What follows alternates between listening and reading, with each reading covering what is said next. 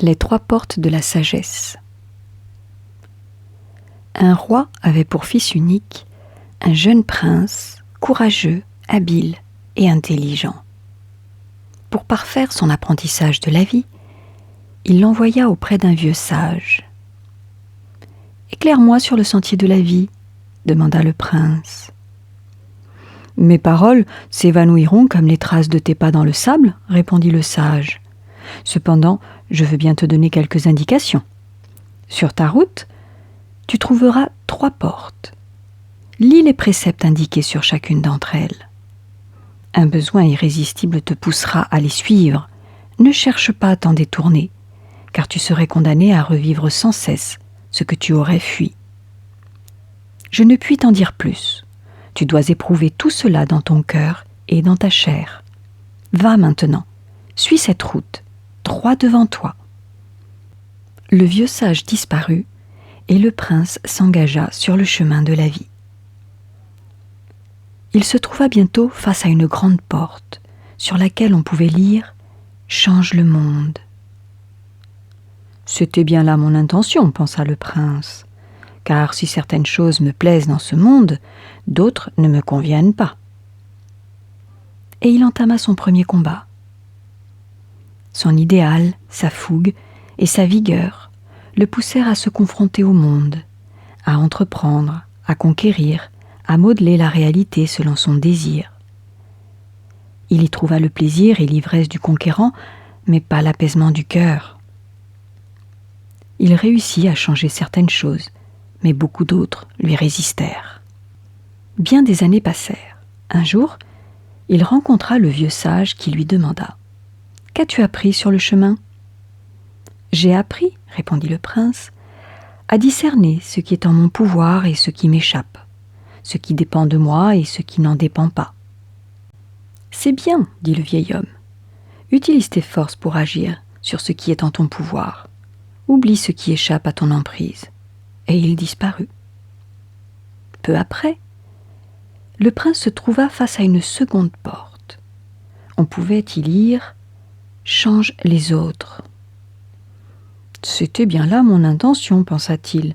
« Les autres sont source de plaisir, de joie et de satisfaction, mais aussi de douleur, d'amertume et de frustration. » Et il s'insurgea contre tout ce qui pouvait le déranger ou lui déplaire chez ses semblables.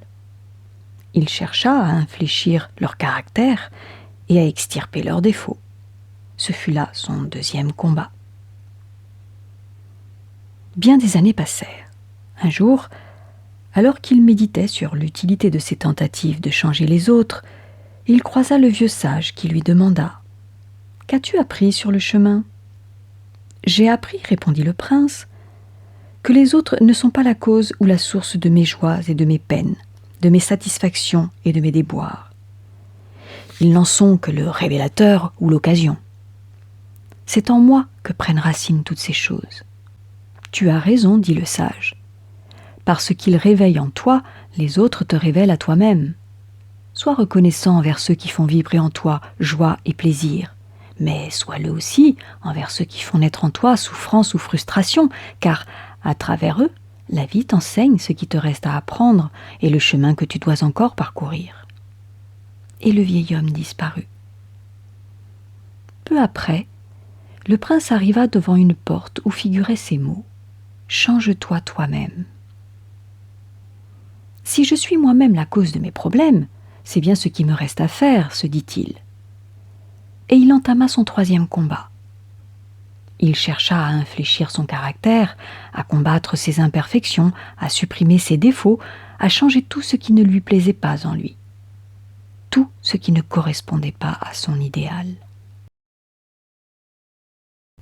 Après bien des années de ce combat, où il connut quelques succès mais aussi des échecs et des résistances, le prince rencontra le sage qui lui demanda « Qu'as-tu appris sur le chemin ?»« J'ai appris, » répondit le prince, « qu'il y a en nous des choses qu'on peut améliorer, d'autres qui nous résistent et qu'on n'arrive pas à briser. »« C'est bien, » dit le sage. « Oui, » poursuivit le prince, « mais je commence à être lasse de me battre contre tout, contre tous, contre moi-même. Cela ne finira-t-il jamais ? Quand trouverai-je le repos? J'ai envie de cesser le combat, de renoncer, de tout abandonner, de lâcher prise. C'est justement ton prochain apprentissage, dit le vieux sage. Mais avant d'aller plus loin, retourne-toi et contemple le chemin parcouru. Et il disparut.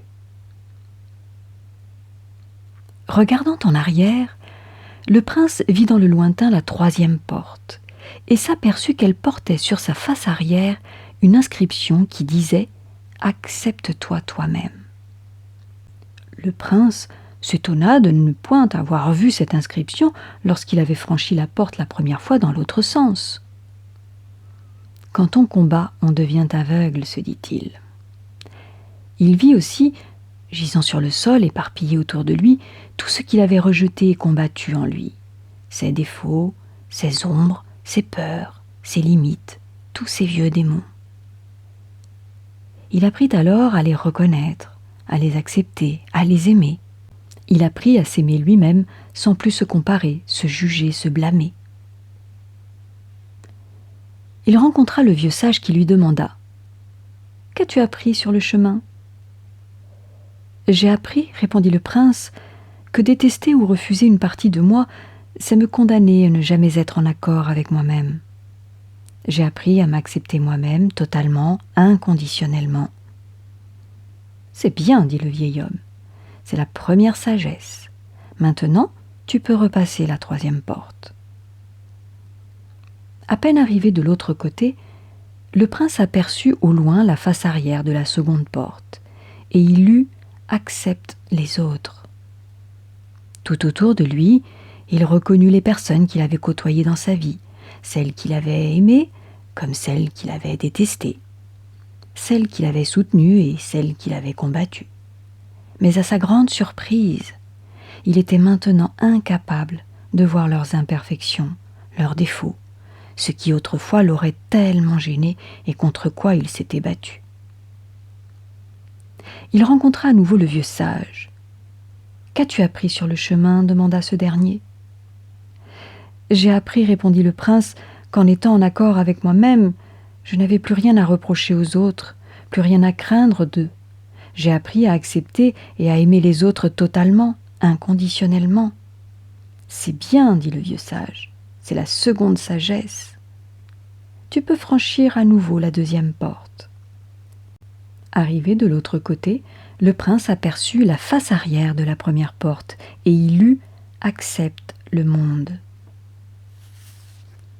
Curieux, se dit-il, que je n'ai pas vu cette inscription la première fois. Et il regarda autour de lui et reconnut ce monde, qu'il avait cherché à conquérir, à transformer, à changer. Il fut frappé par l'éclat et la beauté de toutes choses, par leur perfection. C'était pourtant le même monde qu'autrefois. Était-ce le monde qui avait changé ou son regard? Il croisa le vieux sage qui lui demanda « Qu'as-tu appris sur le chemin ?»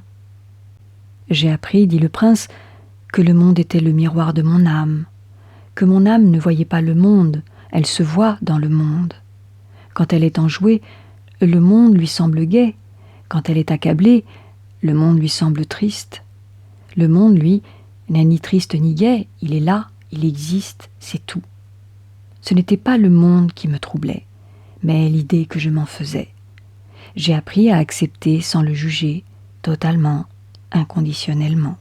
C'est la troisième sagesse, dit le vieil homme.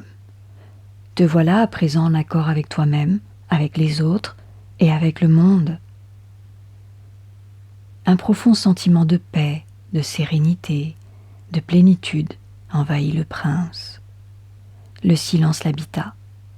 « Tu es prêt maintenant à franchir le dernier seuil, dit le vieux sage, celui du passage du silence de la plénitude à la plénitude du silence. » Et le vieil homme disparut.